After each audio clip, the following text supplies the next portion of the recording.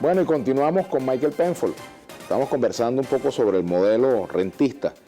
El vaso comunicante entre el viejo modelo político, previo a la constituyente y a la llegada de Chávez al poder, y el actual modelo. El petróleo. El pecado común. El petróleo. Ajá. O sea, el petróleo es lo que le da continuidad a ambos mundos, ¿no? Aunque el uso del petróleo y la forma como conciben el petróleo puede ser diferente, tu pregunta es, bueno, ¿cómo logras la diversificación productiva en el contexto de una economía petrolera? ¿Por qué no se logró antes y por qué no se lograba ahora? Bueno, yo creo que en el fondo... Tú hablas de los controles, pero antes tampoco se logró. Claro, porque no tienes una visión de largo plazo. Yo creo que esto requiere, o sea, una economía petrolera supone unos retos muy importantes desde el punto de vista cambiario, desde el punto de vista rentístico, desde el punto de vista institucional. O sea, supone desde el punto de vista fiscal también, pero desde el punto de vista productivo supone tener una visión de largo plazo que realmente le dé cabida al sector privado para asumir el riesgo de entrar en nuevas actividades y poder desarrollar nuevos sectores, que es lo que no hemos hecho en Venezuela. O sea, en Venezuela siempre hemos sido un país dependiente del petróleo, en algunos momentos más dependientes que en otros, pero en el fondo ese reto productivo es fundamental de cara al futuro, de cara al cambio tecnológico y de cara también a la realidad del país. Y la realidad del país es que si bien el petróleo sigue siendo un activo muy importante, una actividad que nos puede generar mucha riqueza, no es suficiente para que el país en el largo plazo pueda sostener un crecimiento del ingreso y no nos pasa lo que siempre nos pasa, que es que en momentos de boom consumimos, crecemos, invertimos poco y cuando caen los precios petroleros entramos en una crisis externa importante, hay que ajustar, no sabemos cómo, tarda, el sistema político no responde y tienes crisis. Bueno, es difícil desarrollar la diversificación productiva en un país con esas características. Eso supone además acuerdos, por ejemplo, en un tema que para mí en el caso venezolano es fundamental, que tiene que ver con infraestructura.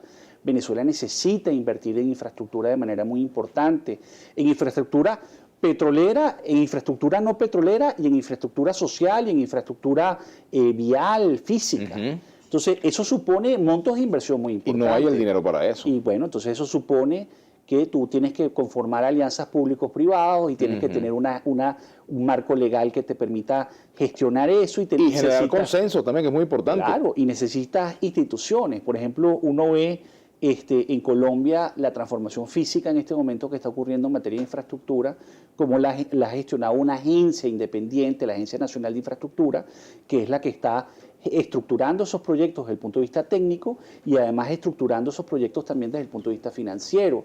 Eso ha generado una oportunidad para atraer inversión. Venezuela puede hacer eso en el sector de infraestructura.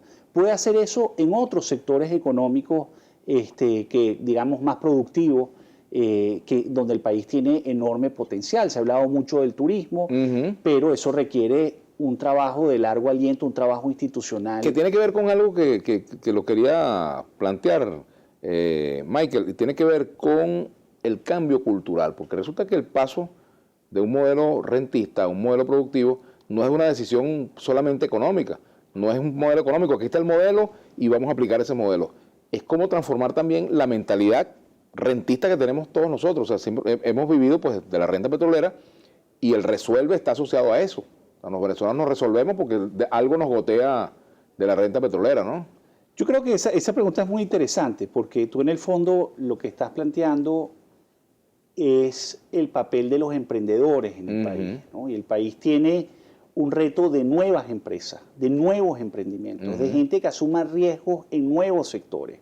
Bueno, eso supone una cultura emprendedora, que no es una cultura que está orientada sencillamente a capturar renta, sino que es una cultura orientada a generar riqueza de manera diferente, adoptando tecnología, transfiriendo tecnología, desarrollando un acceso a recursos financieros que necesitas para crecer. Y eso supone, por lo tanto, una cultura de emprendimiento que es fundamental. En Venezuela, en estos últimos años, hemos destruido muchas empresas. Bueno, el país necesita volver a crear empresas. Bueno, eso supone una cultura emprendedora diferente. Ahora, eso no es solamente un tema de recursos, problema también de la educación. ¿Cómo impacta toda esta decisión en el modelo educativo? Porque si tú vas a construir un país para los próximos 20 años, eso implica, por ejemplo, impactar en cuanto a decisiones como qué carreras necesitamos, qué tipo de profesional tenemos. Fíjate, curiosamente, Venezuela, la cultura del venezolano es emprendedora. O sea, eso no es un déficit en Venezuela. O sea, el venezolano emprende. Lo que pasa es que nosotros necesitamos... Cuando está necesitado. Cuando está necesitado. Lo que nosotros necesitamos es que nuestro mejor talento también emprenda. Es decir, esos que pueden realmente transformar empresarialmente un sector determinado. Bueno, eso requiere de una institucionalidad también. Eso requiere de niveles de riesgo muy bajos, porque si yo tengo el talento para emprender, quizás no lo hago porque percibo mucho riesgo en mi entorno, que es lo que pasa actualmente, o me quiero ir del país, que también es un tema muy importante. Nuestro capital humano, digamos, más formado, mejor formado, quiere irse, la gente joven quiere irse de Venezuela. Bueno, ahí estás restando un potencial de crecimiento futuro muy grande para Venezuela. Eso no quiere decir que en el tema educativo tú tengas que también adecuar la oferta educativa a lo que es la realidad del mercado laboral y a lo que están exigiendo las empresas y a lo que quieren, digamos, esas compañías en cuanto a atraer talento. Pero eso es algo que lo vas a tener solamente cuando generemos ese ambiente de negocio, ese ambiente político, ese ambiente social que permita que surja eso. Ahora, tú no tienes que esperar a ser desarrollado, un país desarrollado para tener eso. Hoy en día la agenda empresarial en países como Colombia, como México, como Panamá, como Perú, como Chile, es esta. Y Venezuela perfectamente puede abordar esto siempre y cuando resolvamos el problema de origen, que es la falta de acuerdos mínimos alrededor del tema económico, alrededor del tema político y alrededor del tema social. Yo creo que eso es lo fundamental. Si tú logras hacer esto, estas otras políticas públicas orientadas a atraer inversión, a desarrollar el emprendimiento, a transformar la infraestructura, pues yo creo que es posible implementarla y el país tiene el talento para poder hacer eso. Te hablé de la educación.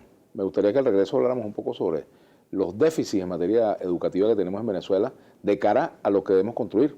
Perfecto. Vamos a hacer una pausa, ya venimos con Michael Penfold, nuestra etiqueta Penfold a la una.